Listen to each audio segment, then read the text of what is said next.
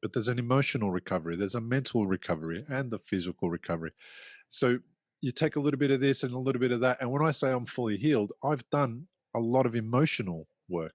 I've recovered in that space more than the physical space. And the space that I've recovered in more, the emotional side, is what has allowed me to take my stroke recovery to the point of saying I'm fully healed, even though I'm living with these things. I've come to terms with the possibility that I might die tomorrow. I've come to terms with the possibility that my dad wasn't actually terrible when I was a kid, when he stopped me from doing something I shouldn't be doing, that he did the best he could with the resources he had available to him at the time. So I've done a lot of that work, and I've dealing with the challenges that stroke creates for me today. I'm not dealing with all the other unresolved challenges that I had in the past, as well as my stroke recovery. This is the Recovery After Stroke podcast with Bill Gassiamis, helping you navigate recovery after stroke. Hello and welcome to Recovery After Stroke, a podcast full of answers, advice, and practical tools for stroke survivors to help you take back your life after a stroke and build a stronger future. I'm your host, 3 times stroke survivor, Bill Gassiamis. After my own life was turned upside down and I went from being an active father to being stuck in hospital, I knew if I wanted to get back to the life I loved before, my recovery was up to me. After years of researching and discovering, I learned how to heal my brain and rebuild a healthier and happier life than I ever dreamed possible. And now I've made it my mission to empower other stroke survivors like you to recover faster, achieve your goals, and take back the freedom you deserve. If you enjoyed this episode and want more resources, accessible training, and hands-on support, check out my Recovery After Stroke membership community. Created for stroke survivors, this is your clear pathway to transform your symptoms, reduce your anxiety, and navigate your journey to recovery with confidence.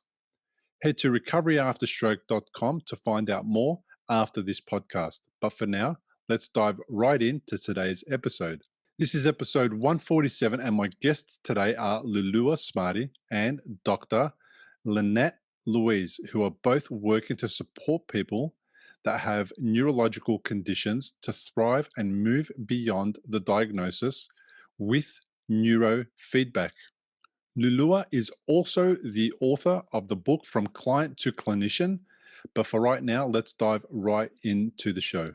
Lynette Louise, aka the Brain Broad, and Louloua Smadi, welcome to the podcast. Thank you for having us. Wow, this is a really cool opportunity to connect with some people who have done a lot of work in the space of neurorehabilitation and supporting people with all sorts of different brain, we'll call them disorders. And what I want to understand is the kind of work that you do and how that helps people. Now, I'll give you a context before the conversation starts. The context is that I've had a stroke, 3 brain hemorrhages, brain surgery. I had to learn how to walk again, use my left arm again. And what's interesting is that I feel like, and I talk about the fact that I've made a full recovery, but what that means for me is different for everybody else. And when I say I've made a full recovery, that means I live every day with left side numbness, sensory neuron issues, and fatigue some days, and overwhelm, and all those issues in the head. And a lot of the people that I speak to, they can't connect the dots. When I say I've made a full recovery and then they hear me talk about my symptoms, they go, that's not possible. So, Lynette, can I start by speaking with you about the kind of work that you do briefly, and how would you respond to what I said about my recovery? Well, first thing I would say is you never think in the same brain twice, whether you had a stroke or not. You're always changing, whether you're degenerating or you're progressing and your brain's healing, whether we're always adjusting. We have traumas, we have things that happen to us, we have pandemics, we have stuff. And so would would someone emerging from this lockdown time then say, there, phew, I'm all the way back to where I was? Or would they say I'm someone new and yet I'm free again and healed again from this sort of lockdown state? That's true inside your brain too. It's so you can have a stroke and go through a process of healing and hit a place where you say, you know what, this is the new me and this is a healed me. So I had a stroke, and my stroke was on the right side, and it gave me, vertigo and all kinds of symptoms and issues, not as severe as yours. You had more than me. You are the winner. I aim to please, and I aim to outdo everybody else's stroke. But I don't have those major symptoms anymore. And I'll tell you about, the work I do in a second. But the important piece here is that doesn't mean I'm not different. I'm different as a result of having had the experience of the learning that I got from it. I'm different as the neurotherapist when I go to someone's home and they're struggling and I listen to them. So we're always changed by whatever happens to us. So we're always changed by what happens to us. But I like what you said. You can be fully healed and still have remnants of difference. Now, on the traditional sense of fully healed, you're not. Right? You still have symptoms. But I'm sorry, I agree with you. I think that a person has to reach a point in their life where they put behind them whatever's come and take on the new them and do that with some kind of passion and move forward and call that done. So What do I do as a professional? I'm Dr. Lynette Louise. I'm called the Brain Bride because I travel all over the world, and I'm a little tough sometimes, so I'm abroad. I'm abroad while I'm abroad. And and I work primarily with neurofeedback. I work with families as a general rule. I like to heal whole networks of people as opposed to try to help one person who then is having to interact with others. And I'm going to let Louloua, because I'm actually at work and I'm sneaking away on a break to talk to you. So I'm going to let Louloua do all the neurofeedback talking to you. She's just written a book. So it's really awesome. She'll tell you all about it. But I'm going to tell you a little about stroke and neurofeedback just from my own experience. So I could talk about me, but I prefer to talk about a client who is much more impacted by the stroke that he had. And it's a good example. So stroke has sort of an S curve of healing. When you first have a stroke, you have like this big swooping healing period. First, you get hit by it, and then you swoop and heal. It's pretty fast and pretty dramatic. And then it slows and it seems to plateau, and you think that nothing's getting better. And the world's got some pretty good, not the whole world, but US, for example, has a lot of really good support systems and responses to stroke. So they're helping you in this part. And then you kind of plateau, and they're saying, I don't know, maybe you hit that point, but let's give it another try. And trying to keep you going in whatever you're doing, whether it's occupational therapy or whatever, speech therapy, whatever. Because, depending on where your stroke is, you can have all kinds of symptoms, right? So now it does another little swoop, and you get this little bump of healing again. I don't come into the picture usually till you hit that point, till you finish with those two, because I'm just going to take all the credit for what nature was going to do anyway, and what all of the medical professionals are set up to do for us anyway. So let them do their job, do the traditional mainstream stuff. And then when you hit this plateau, after those two big swoops, as long as you don't have another brain hemorrhage or something, Bill's a show off, then you go, okay, how do I get more out of this? Where can I turn to get a real big change and keep this healing going and not be told that's all you get? And that's where you want to talk about neurofeedback and some other neurotherapies that use, but I primarily use neurofeedback for this and behavioral training. And as I said, I'm going to let Louloua do that. I'm talking a little fast because I'm on limited time. And I wanted to make sure you kind of had a sense of that.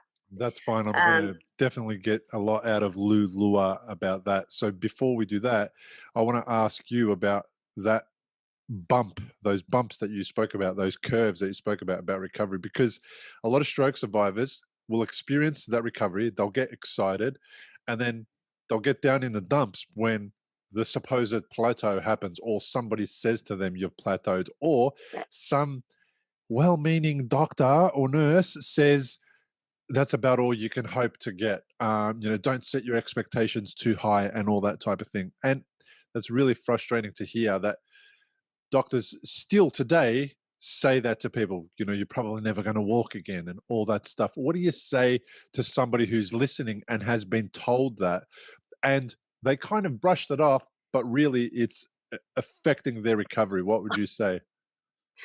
Um, you know, I think that it really depends. I can't give you a straight up answer because a lot of the time, I'm going to sound like a politician and I don't mean to, but a lot of the time doctors give the advice they give or the response they give from their own life experience of, gee, I had that patient before and they were so full of hope and they followed, they went all over the world, spent all their money. They bought, the tail of a serpent and they stuck it in their eye and they did all these things, right?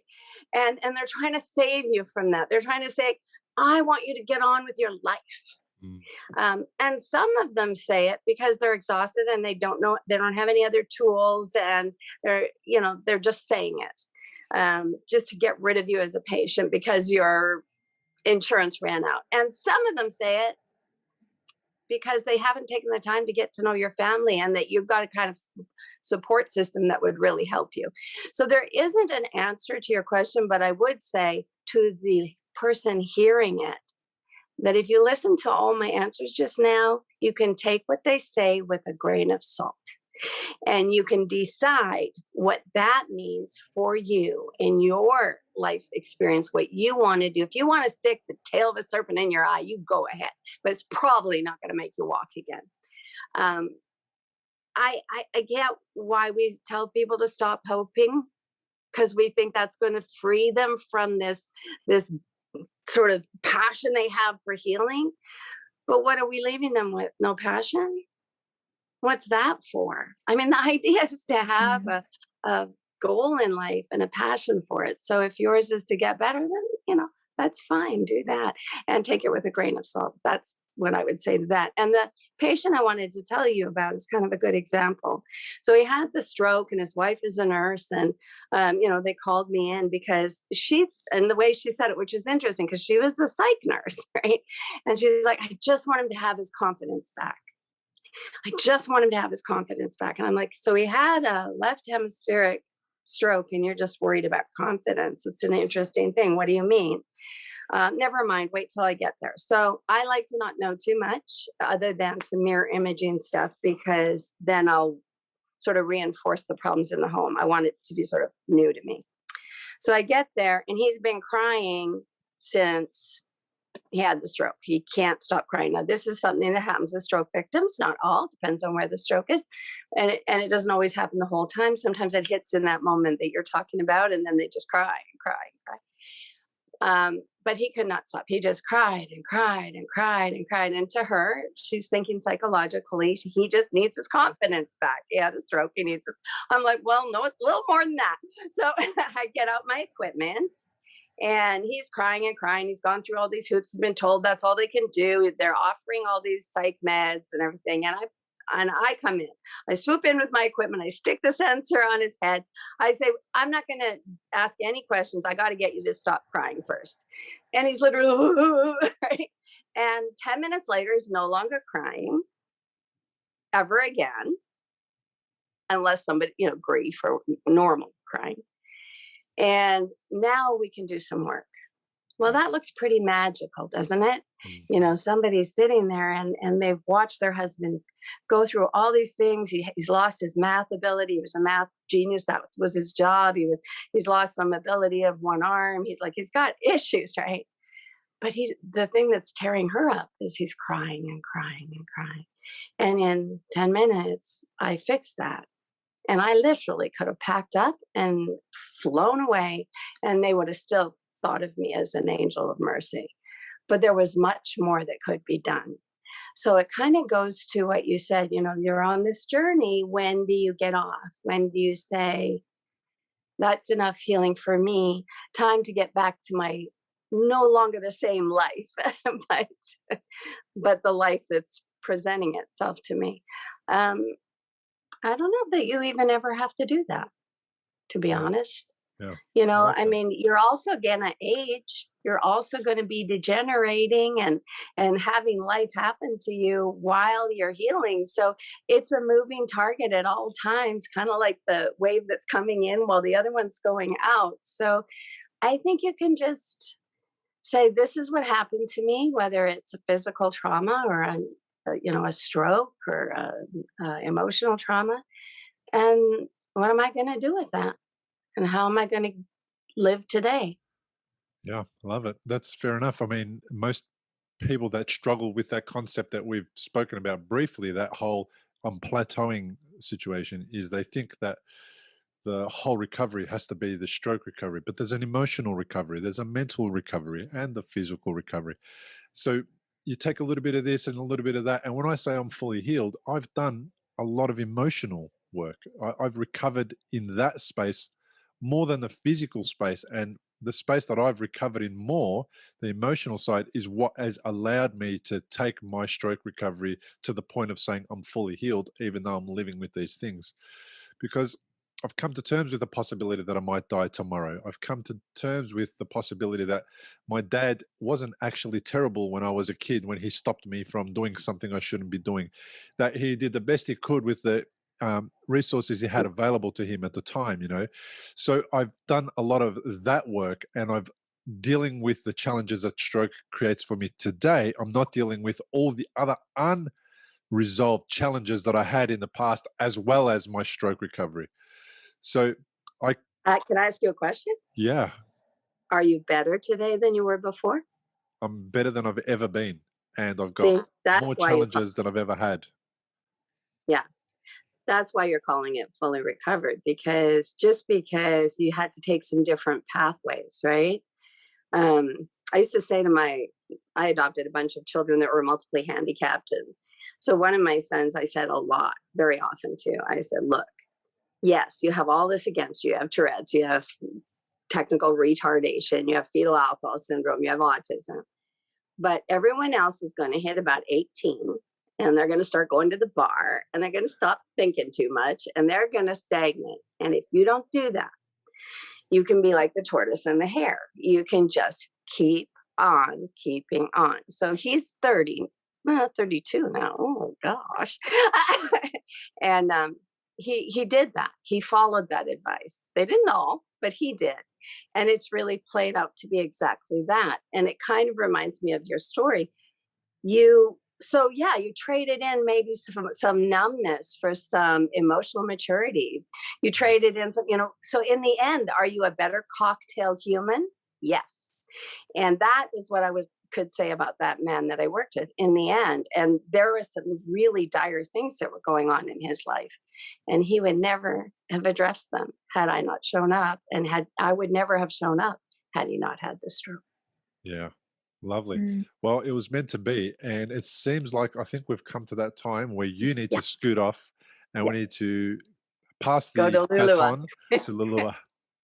Okay, so I apologize for not wearing makeup and doing all that right stuff, but here I am taking my break, and I got to go. I'm Dr. Lynette Louise, and Louloua is going to tell you all about me because her book's about me too.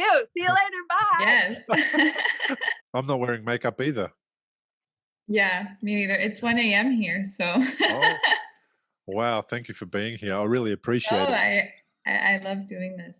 Lulua, you're the author of the book From Client to Clinician. So at one point, you were a client of some sort. Tell me a little bit about what led you to be a client of Dr. Louise. Is that right? Exactly. So we were first a client of Lynette because of my brother who has autism. So that's how we met her, and that's how we got introduced to neurofeedback therapy. And she has a way of working with the whole family.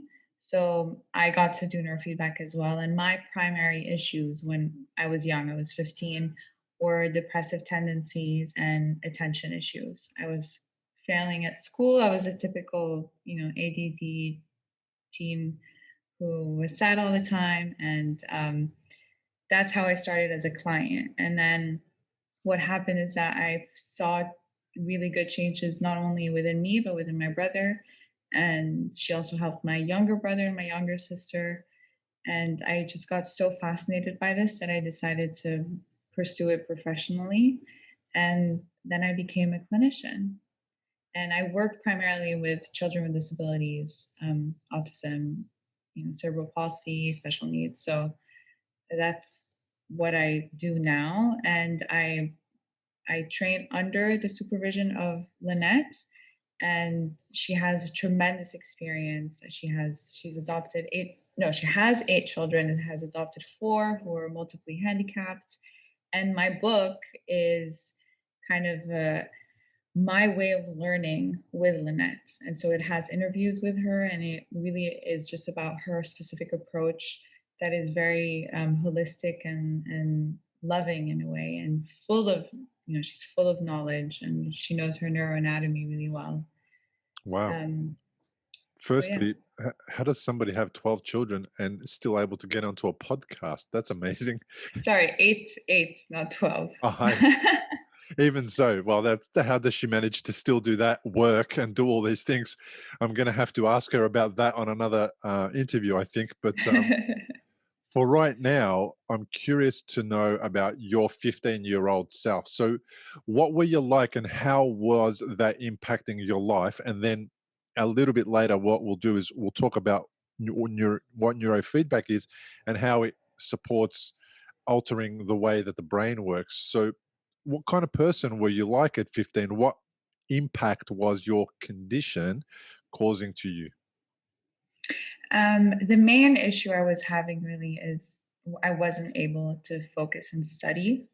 And I had, when it came to communication, so it's very ironic that I wrote a book. I had horrible writing skills. My teachers were not nice to me at all. They used to, laugh at my face and say that I couldn't write anything and that I would basically be a failure in my future.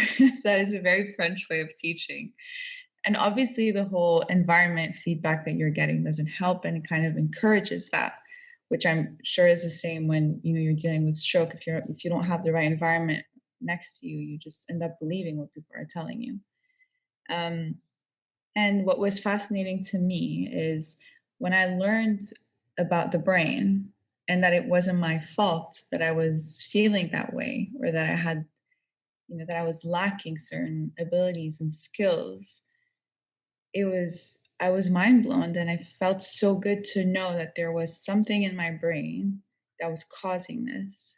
And in my case, it was a lot of slow brainwave activity that was just making everything more difficult for me to do. So even socially, it was difficult for me to be in a large group of people and friends. I just got very overwhelmed, and I usually just preferred to stay home, and I usually just had a couple of close friends, and that was it.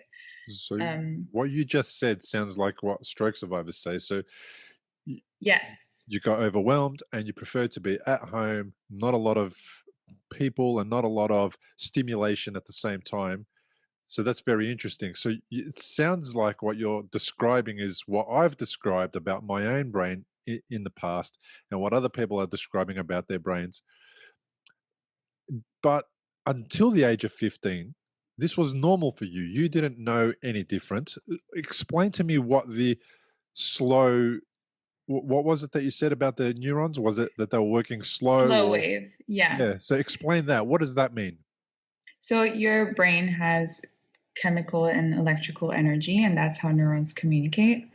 And your brain states, your states when you're asleep, or when you're very nervous, or when you're focused on an exam, or you're doing a surgery, on a brain surgery, your mind and body and brain need to go through several states. And that's your states are reflected in your brainwave activity. So if you put sensors on your brain, same way you can shake your heart with an EKG, we do the same with an EEG. And by measuring the brainwave activity, we can see what's actually going on. So when you're asleep, you have very low brainwave activity. So it's slow. So your brainwaves are slow when it comes to each second.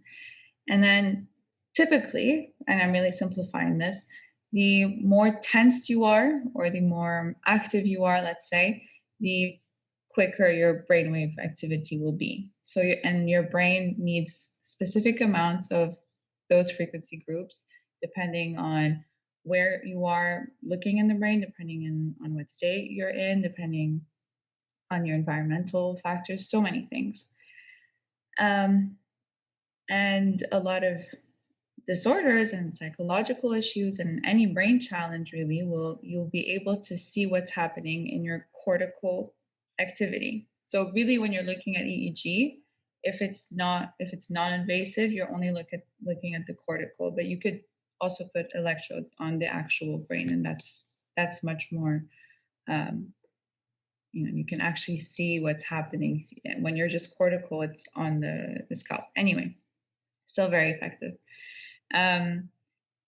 So let's say someone with depression would usually, what has been shown is usually if you're depressed, you'll have a lot of slow brainwave.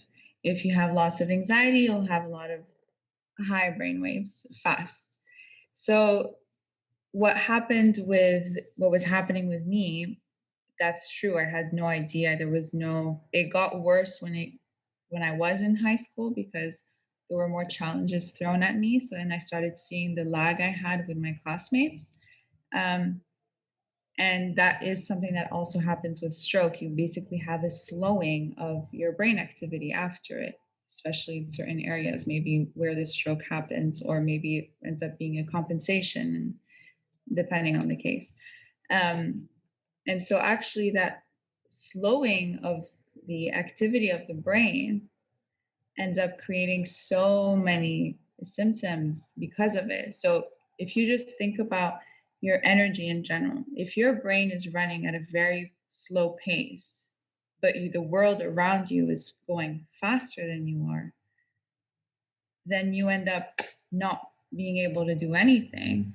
And you end up being the one who, you get those labels of you don't want to try, you're not motivated, you're just slower, you're kind of an idiot, you don't get it. And it actually happens, you also have the reverse effect. So if you have someone who's running at a too fast frequency in their brain, things outside are slower.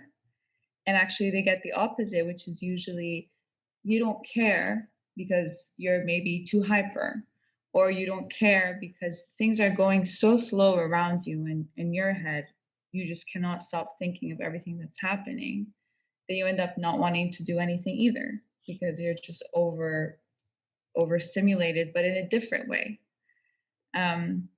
So that's an important way of also understanding, okay, and the way we call it, and I talk about it in the book, you can use the word of arousal, how aroused you are, and you can be under aroused or over aroused. I like that. Or are you both? Or do you compensate? Are you under aroused and so you have to compensate, and then you end up looking like you're over aroused? So maybe you're this hyper person who's running around, but you're really just doing that to compensate for how you're actually feeling, which is low.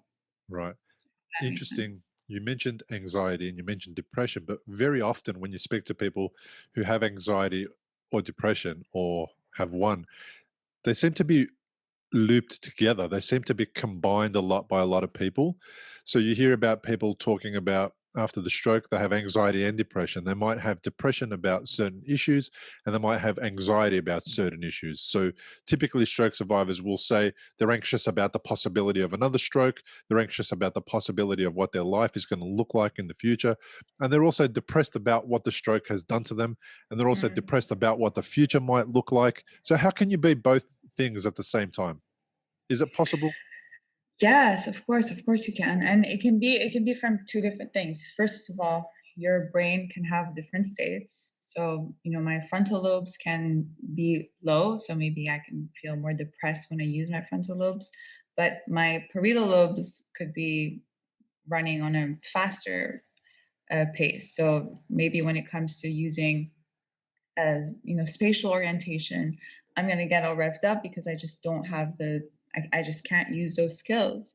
And so then I get anxious about that. So you have the brain side, but you also have, like I was just explaining about your arousal.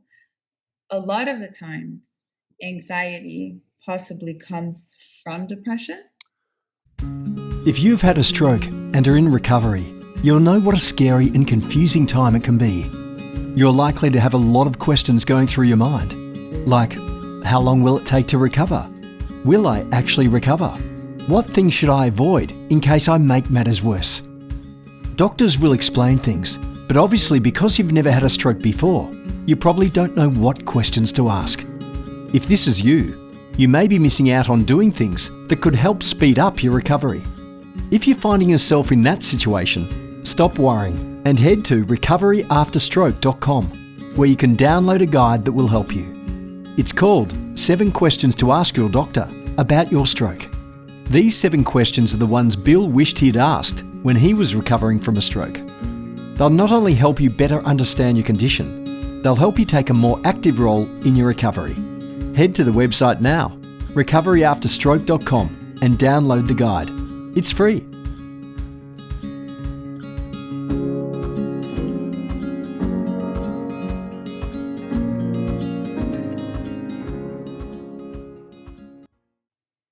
As a way of compensating in a way. So if I'm very depressed and it's very hard for me to put on my clothes and start my day, I want to. I'm very sad about my life. I want to, but I'm very sad. But when I think of putting on my clothes, it gets me anxious. So sometimes the anxiety comes from the depression, and that's why it's important. And it also happens to be the other way around. You could be anxious and then you get depressed because of that anxiety, but most of the time it's the latter.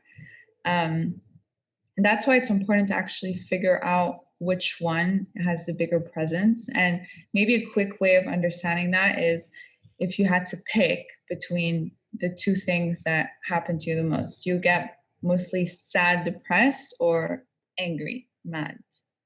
And usually your body tension and your arousal state, you usually have one that happens the most, and that's what you usually work on the first, because you really, like she was, never mind. Sorry, I was going to mention Lynette, but we'll talk later about her.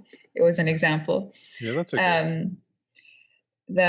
If you're crying and you can't figure out if you're crying because of your depression or because of how anxious you are, maybe you can take a step back and figure out, okay, is it crying because you're not able to do the things that you want to do, or is it because you're trying to do those things and just thinking about it is making you anxious?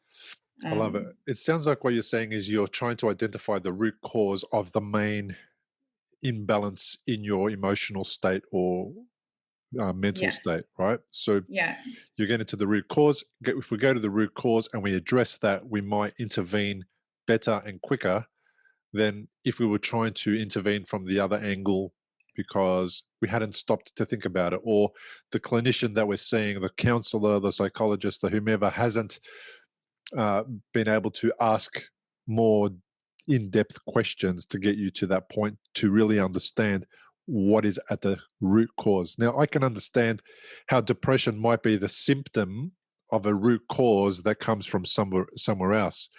And that makes complete sense to me in that I'm depressed, but then trying to fix the depression without addressing what made that person feel depressed is not going to really do anything other than mask symptoms. For example, it's the way that I feel sometimes antidepressants are prescribed. They're prescribed to deal with the symptom, and very rarely does the person who's taking the antidepressants get the opportunity to address the actual root cause of that issue.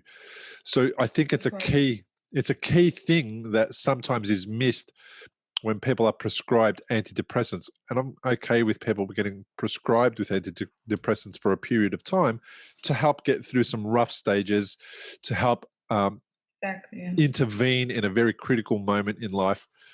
But there needs to be a discussion around, okay, what's the root cause of that? And let's address that and see if the depression then goes away because the root cause was dealt with. So I think that's a valuable conversation that we just had. The people who are watching and listening are going to really perhaps take their treatment of depressive symptoms to another level. They're going to have the opportunity to ask more questions. And maybe just to wrap that up, when I was younger, and I genuinely did feel like I don't say I had depression, it wasn't clinical at all, but I did have tendencies. And it's important to also know you're right 100% about what you just said, but also if your brain is creating activity in certain areas that are going to make you feel depressed, it's also going to be very hard to figure out what it is that is bothering you if you can't just change that thing that is happening. So, and the problem that usually happens with antidepressants, and that's where it's different from neurofeedback, is that with neurofeedback, you're actually teaching your brain to change versus medication where you could also be adding other, let's say maybe numbing effects or side effects that would be coming with it, and then you don't actually know what's actually going on anymore. So you could with antidepressants also add some sort of anxiety. With neurofeedback, where I feel like I got lucky is that from the get-go, we dealt with those brain waves, and that was it. And then I got to understand how my world was, and I got to understand, as a young teenager, you want to understand who you are and who you want to be, and how are people accepting you and viewing you. And so then I was able to work through all this, and now I'm great. And now I do sessions on myself whenever I feel like I'm in a little slump and I need a little boost of motivation, or I feel very foggy or I can't focus. I'll do a session. So yeah. Brilliant. So were you a curious kid at 15? Say before your experience with the with neurofeedback, were you a curious kid? Did you always want to know more? How did you get started with the neurofeedback? So first, again, we'll talk about how you got started, and in a minute, in a little while, we'll talk about what neurofeedback is. Okay. Lynette came over to chat with your brother and the family about your brother's condition, but then somewhere you got involved. How did you get involved? So that's her way of treating. She believes that healing happens within a family. And I loved that. I thought it was, you can't single out one person who has a disability and not think that it affects everyone else, and not even think that maybe our brains were also affected. We don't know, is some of my slowing because also my brother has autism? We'll never know. We still don't know even how autism comes about. So it was also important for the family to know that they had work to do on ourselves too. And that's one of the biggest lessons that we had to learn is you can't fix others, but you can fix yourself. And if I hadn't done that work on myself, and same for my parents and my siblings, my brother would have forever been the boy who does those therapies. So even me speaking right now to your audience, neurofeedback is also good for all of the carers. Yeah. It's difficult for everyone around as well. And it's, if you're going through something and it's just difficult to do all this, neurofeedback is a great tool for everyone. And so that's how we got started really all together. And the way that we did it was we got our own system at home. And so then Lynette trained my mom, and she gave her protocols. She looked at all of our brains, told her what to do, she taught her how. And then it was my mom who did most of the sessions when I was still in high school. And then Lynette would come back home and check on us and train us again and Right. Follow yeah, up. follow up. So what you said sounds exactly like a stroke survivor at home that impacts, well, let's just assume it's, two children and a spouse and, and two partners and a partner, a relationship there. And there, I came home. I'll talk about myself, actually. That's much easier. Yes. I came home and my stroke had impacted my head, my body, my emotional state, my mental state, my physical state. It impacted everything. And it did exactly the same thing to my two kids and my wife. And they were thrown into this world of stroke. My kids were children. They were 15 and 12 or 11 or something like that. And my wife was not a nurse. She was not a doctor. And all of a sudden, we're dealing with this whole complex situation of stroke, and they've got no idea how a brain that is impacted by stroke, how that looks outside, because inside they can see that there's a blood clot there and it's causing a interference with the brain. They see a picture of that on the screen, but outside they don't understand how that manifests in the world for the person who's going through it. And then they also don't understand how they're supposed to respond when they go through this, and they struggle just as much as I struggle. So what you're saying is this whole beautiful thing about the recovery involves everybody. Everybody's got something to learn about that. And it's just as important to address the issues of the caregiver, the other people that are in the house that are affected, be it children or other adults, because giving them the tools to deal with that and enables them to calm themselves a little bit and get better at dealing with this situation that they've been thrown into, which then makes it easier for the stroke survivor to also have to just worry about dealing with themselves, rather than like I was at the beginning. I was worried about myself, but I was also worried about my wife and my kids and how I was going to keep them calm and keep them feeling okay about this whole situation, even though it was difficult. So I think you've touched on a beautiful thing there.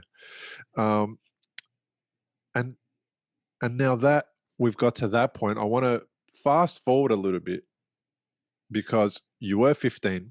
Today you are how old, if you don't mind me asking? 28, 29. Thank you. So moving forward 13 years, you've written a book, From Client to Clinician. You tell me about what neurofeedback is. Let's understand what that is and how that impacts the brain.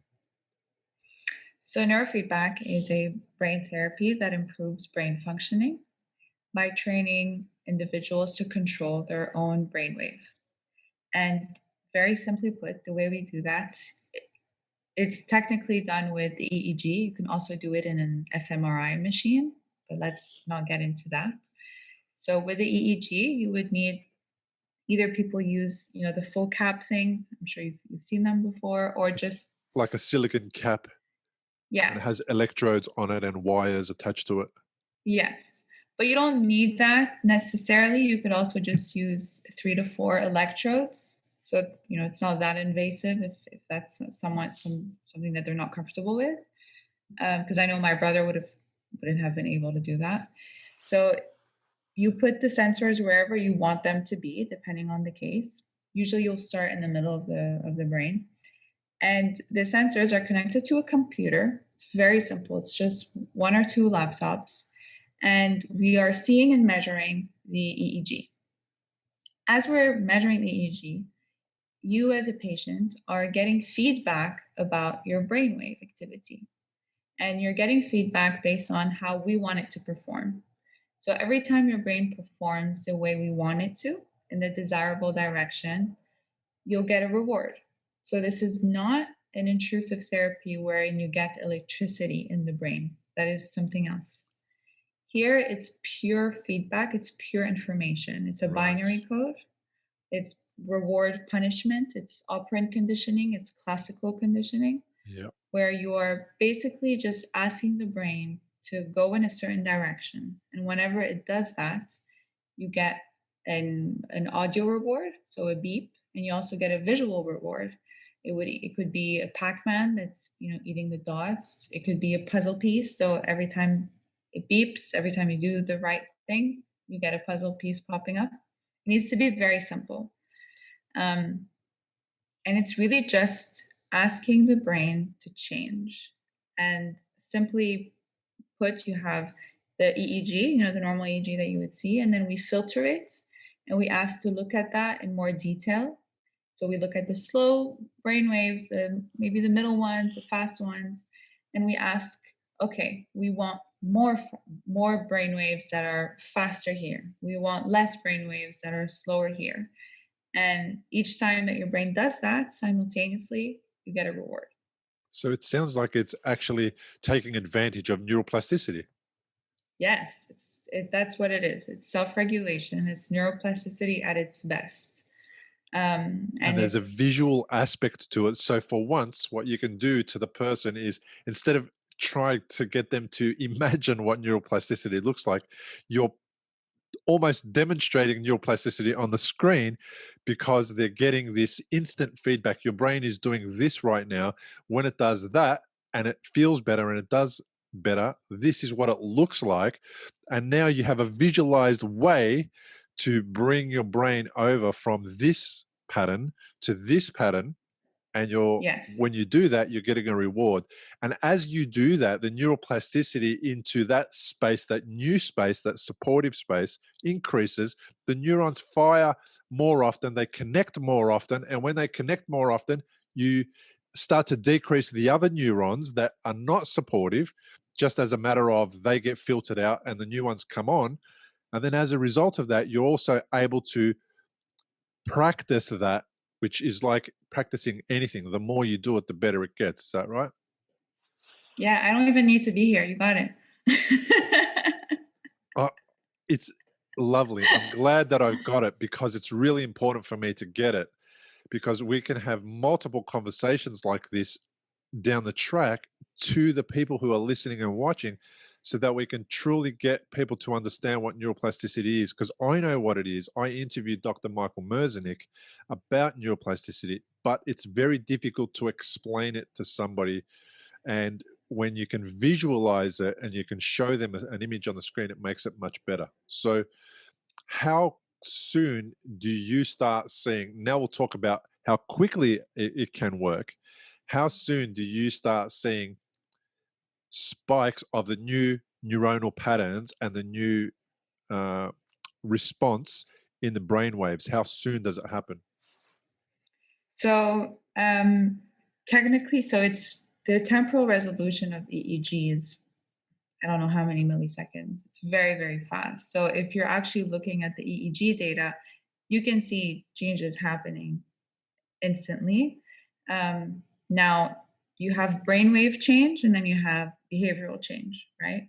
So, behavioral change, if you got a good assessment and hopefully a good therapist, you should feel a difference after one session. A session typically lasts between 20 to 30 minutes. Um, and it really depends on what you're after. So, and the best way to really explain the neuroplasticity here is your brain is constantly changing, and it has to do with all of the factors that are happening around you. You're getting constant feedback from your world. If you're entering a room that is dark and there's no light, you're getting feedback that, oh, okay, it's a silent room maybe, and you're not supposed to be very active here, and maybe people are about to go to, I don't know, I'm making this up. If you go to a supermarket and you see something traumatizing, these are all sorts of feedback that are changing your brain as you go, and this is a form of neuroplasticity. It's really just the art of changing the brain. And in our case, we're using very simple communication tools, which are just the beeps and the visualization, to say, yes, yes, yes, yes. Keep going. We want you to go over there, this way, this way. And the more you go that way, you start feeling things. You start actually feeling differently. You have people who maybe are, if whether you're trying to go after communication or language or memory or motor functions, maybe the first thing you're feeling when you're sitting on that chair doing a session, maybe you're feeling anxious. Hopefully throughout the session you start feeling a bit more comfortable. Okay, this is okay, this is not so bad. And then what you're really first after the first few sessions is really making sure that you have everything kind of stabilized cognitively, that you're okay, that maybe you're not anxious about the session, that you have trust in the process. And that is really neuroplasticity. You want to trust your ability to heal at the end of the day. Because if we try too hard, we're also going to counteract. We have to believe that we were made a certain way and that we can recover and that we can heal in a certain way. And sometimes doing it too much and not believing in that ability to be of neuroplasticity and being too nitty gritty about what's going to happen, you actually end up doing the opposite. Yeah, I love it. And that kind of reminds me of negative neuroplasticity. Everyone talks about neuroplasticity as this amazing thing. It's always a positive discussion. But neuroplasticity can happen in the negative way when people take Yes. behaviors that are not supportive and repeat those behaviors, then they use neuroplasticity for evil instead of good. Yeah. And even you can minimize neuroplasticity and say, I'm going to do those, it's not minimizing it, it's okay. But if you do like those apps and you're trying to train your brain and your mind performance, those are good, they're fine. But, it's so easy as a marketer to say, this is good, neuroplasticity. And no, neuroplasticity is also much more than that. And neurofeedback is a great example um, of being able to be site specific. So knowing where you want to target, what areas, of knowing what you're actually after. And it's non-invasive, and you can do it in a comfortable environment, and it's effective. That's beautiful. So I have and this is one of the reasons why I have a PDF download on my website. People can go to recoveryafterstroke.com and download a document that is called 7 questions to ask your doctor about your stroke. And one of those questions on there is, where in my brain did the stroke impact? And what does that do? Yeah, Because that's good. often people don't know where in the brain it impacted. It's true. And often they don't know, as a result of that, what does that do and what, therefore, do they need to work on? And what you're saying is that if they do know those two things and then they allocate the neurofeedback to that part of the brain, we can very much get a narrow view of what's happening in the specific place where their stroke happened and then deal with that specifically. Yeah. Yeah. Sometimes it's also possible that sometimes going on that actual spot is too much for the brain, so we Uh-huh. actually go next to it. Or if there was lots of damage, sometimes we'll work with the opposite side just to see how things are going. But yes, it's the fact that you can have that flexibility of picking and choosing and doing your trial and error and figuring out who you want to be also recovering. You could also pick if you feel like recovering in a way that is making you feel a certain way. It's also about the emotional side and the psychological side of it. We all want to heal happily. We don't want to heal feeling like we're miserable either. And having that flexibility of choice is important. Wow, what a concept, healing happily. Man, that would be such an amazing thing to add on to recovery. Healing happily instead of begrudgingly and angrily is such an amazing concept. That would be fabulous Yeah. if you could add that to any recovery. I love that. So let's talk about how easy is it for people to access neurofeedback services like the ones that you provide? Is there a, if people can't get in contact with you directly, is there a network around the world which enables people to access this service? There are several networks. I know there is the BCIA, the board certification of neurofeedback, and they usually have providers. But really, you could also just do a Google search of neurofeedback therapists around you. I would strongly recommend that you look for people who have a board certification or who at least are using clinical systems, because there are lots of systems that are, you know, the whole brain computer interface are it's very popular right now to do things with the brain. So you just want to make sure it's something clinical, especially when it comes to stroke patients. Yeah. Um, you don't want to be playing around with something that you can't reverse, because at the end you could do a session and then it could also turn out that you didn't like how it made you feel, so you want to be able to reverse it as well. Uh-huh. So yeah, just looking for neurofeedback therapists and some sort of board certification. You're in Australia, right? Yeah. Yeah. Australia has great resources over there, so I wouldn't be concerned. I'm sure it will be easy to find. Yeah. And where are you located? I'm in France, Okay. and so Dr. Lynette Louise, my mentor, is in the US. Uh-huh. And we're right now working on creating a online platform that is about everything we're talking about and kind of our approach. And but in the meantime, we work locally. And but really, what I'm here is just to really spread awareness about neurofeedback. I want it to be part of any and all recovery programs. A brain is a brain. Yeah.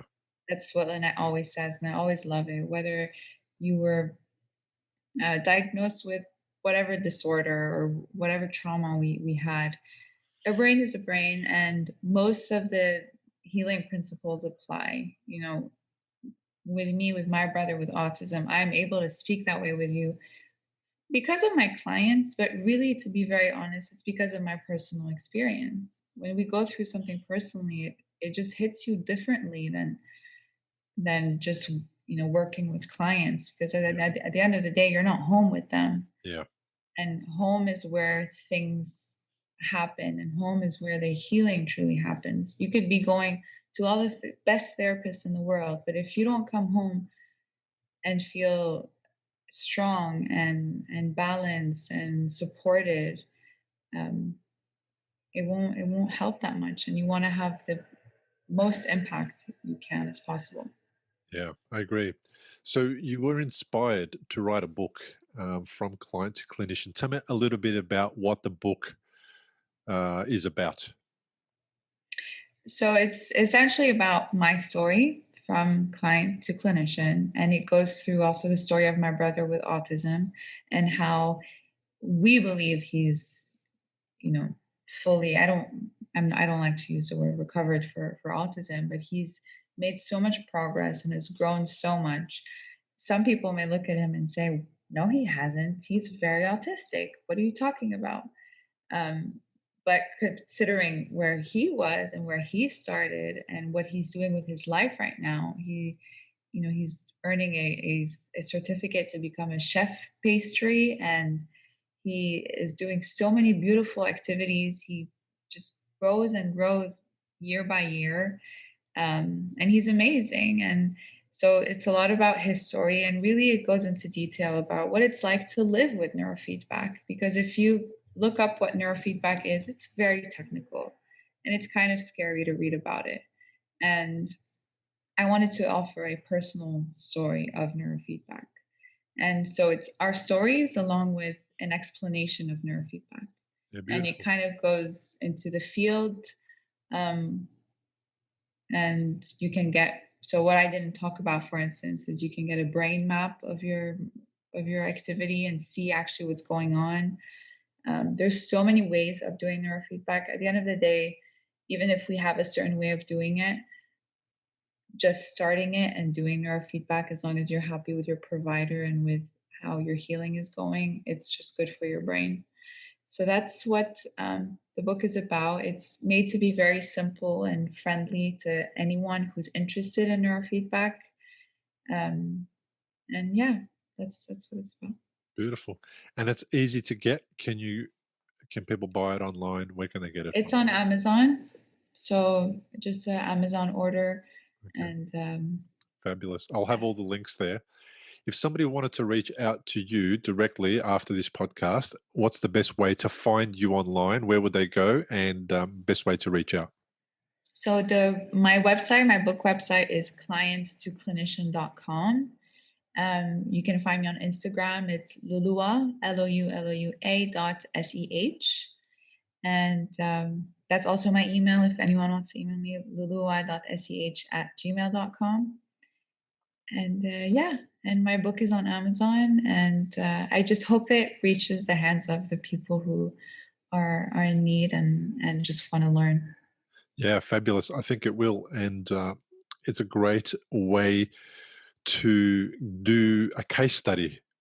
It's your own case study. It's about you. It's about your family, your experience, your brother, and you're sharing a picture. And this is what I love to hear about these stories that have been in the process of for 13 years, is that you've gone from things were different and not so good, potentially they were bad for the family, for your brother, for you, for everybody, and now we are down into the future and we're looking at how things have evolved and shifted for the better, even though Exactly. we're not completely free of the thing that happened to us. And that's one of my greatest challenges as a podcaster, as somebody who coaches other stroke survivors, and as somebody who's been around stroke now for 9 years or more. People see me and they compare themselves to me and they want to be where I am, but they don't realize that it's taken some time to get there. And that's what's possible in the future. But for right now, you have to go through the stage you're at now. And then next week, you're going to have to go through that stage. And that could be a bump in the road, and that could be, So many ups and downs. yeah, a little bit of a down. And either way, you have to go through it. And then at some point, the ups will be more than the downs. And if you can continue getting more ups than downs, then you're making progress. Doesn't matter how long it takes. So that's what I love about the fact that you've written the book, and the fact that, and it's very honest. It's exactly what you just said. This isn't a miracle story. Yeah, it just is what it is, right? And you're talking about it from both perspectives. You're talking about it from a family perspective, your own experience, and then you're also talking about it from a clinical perspective where you've actually had lots of years to practice and see the results for yourself. So you know it's not just a one-off. It didn't just happen to your family.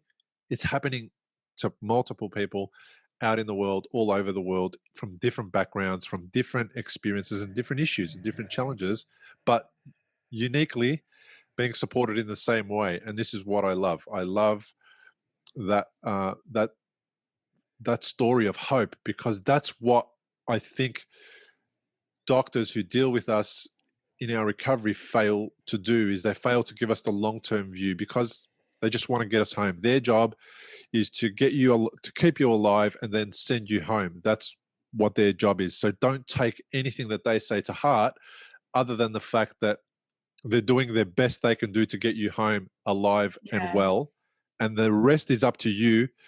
And at some point, we have to take a little bit of responsibility for our own recovery. And it sounds like your entire family took responsibility for their entire recovery as a unit. Is that a good way to describe how they approached the issue? Yeah, of course. And my parents learned an important lesson, which is to surround themselves with the right people. And you seem to be one of those people for most of your audience, I believe. That's what Lynette was to us.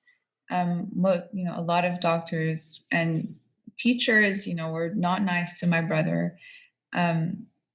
But they knew, to block this out and to understand that they're just doing their job and they don't know the future because that's not their future. We can't expect them to give us hope about a future that they've never lived or even seen. How many of their patients do they even see again? Yeah. We've never seen the doctors of my brother again. They probably don't know who my brother is right now. But they learned that, okay, you need to just have a really good team and to focus on building, on healing and on creating new experiences. And you seem to be doing just that for your audience. And that's just great. Just being with the right team, and that's how you handle your recovery. I have a similar outlook to you, and that's why I think I got excited when I received the email to connect.